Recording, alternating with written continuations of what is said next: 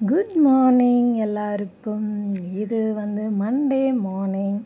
So காலையில் எப்பவும் போல் எழும்பின உடனே ஒரு கப்பு சுடு தண்ணி குடிக்கிறது ரொம்ப ரொம்ப நல்லது.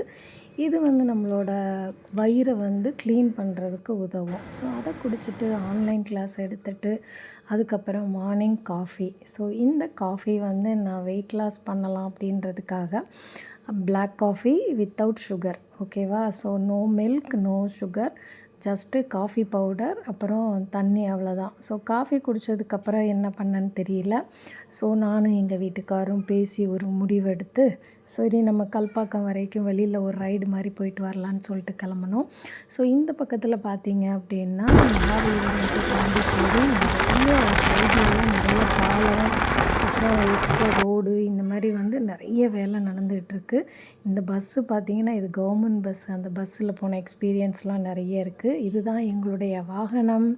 இது வாங்கி கிட்டத்தட்ட 13 வருஷங்கிட்ட ஆச்சுங்க. இதை மாற்றுறதுக்கு எங்களுக்கு மனசே இல்லை.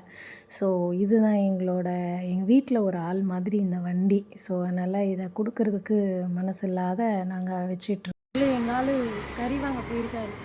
ஸோ கறி வாங்குற வரைக்கும் நான் இங்கே வெட்டியாக உட்காண்ட்ருக்கேன்.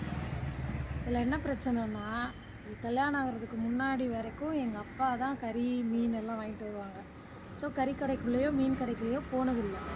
ஸோ இப்போ என்ன அப்படின்னு பார்த்தீங்கன்னா, எல்லாமே மிஸ்டர் சஞ்சய் பண்ணிடுறாரு.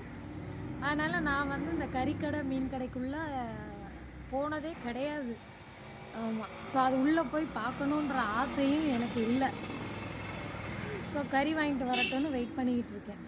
கறி வாங்கிட்டு வந்த உடனே நாங்கள் அப்படியே ஒரு கஃபேக்கு போயிட்டோம். கஃபேயில் போய் காஃபியும் ஆம்லேட்டும் சொல்லியிருந்தோம். ஆக்சுவலி காஃபி அவருக்கு, எனக்கு கிடையாது.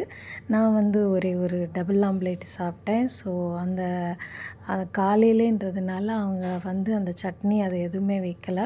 இந்த சாஸ் தான் கொடுத்தாங்க. பட் ஓகே அப்படின்னு சொல்லிவிட்டு அந்த சாஸை தொட்டு அந்த ஆம்லேட்டை சாப்பிட்டாச்சு. ஸோ இதுதான் என்னோட காலையில் ரொட்டீன். ஸோ இதுக்கப்புறம் எனக்கு 9 மணிக்கு ஒரு கிளாஸ் இருக்குது. அப்புறம் 10:30க்கு ஒரு கிளாஸ் இருக்குது. ஸோ கிளாஸ் எல்லாம் கம்ப்ளீட் பண்ணால் என்னோடய மார்னிங் ரொட்டீன் முடிஞ்சிடும். பாய்.